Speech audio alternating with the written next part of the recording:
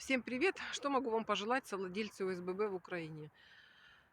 Вам нужны стальные нервы и такие же стальные яйца, потому что без этих двух составляющих вам очень тяжело будет добиваться правды в решении своих вопросов, связанных с ОСББ. Когда вы начнете требовать, изучать документы, делать запросы, копаться в финансово-хозяйственной деятельности, то есть вы уже проснулись, и вам будет очень тяжело. Но ничего страшного. Дорогу осилит идущий, поэтому руки не опускайте, пожалуйста. Если очень постараться, всегда можно найти красивое решение любого вопроса. Отдельное сейчас обращение для тех совладельцев, которые еще спят и которые, знаете, как народным сленгом, не догоняют вообще, что мы входим в зиму, которая будет очень тяжелая, скорее всего. Она будет холодная во всех отношениях.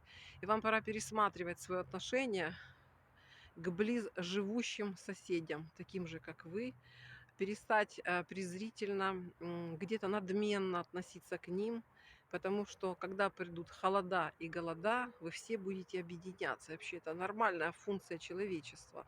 Поэтому начинайте сейчас уже здороваться с людьми, которые живут на вашей площадке, встречаются вам в лифте, живут с вами в одном подъезде, в одном доме, потому что 90-е не за горами, будете вы все сидеть во дворах и на кострище делать себе кашло и кипятить себе кипяток, который, дай бог, если еще будет в качестве воды изначально. Вот, поэтому объединяйтесь, просыпайтесь, а не делайте вид, что вас ничего не касается. У нас все прекрасно, все хорошо. Так могут говорить только те, которые на нашем профессиональном сленге у психологов недообследованные и недоинформированные. Всем добра!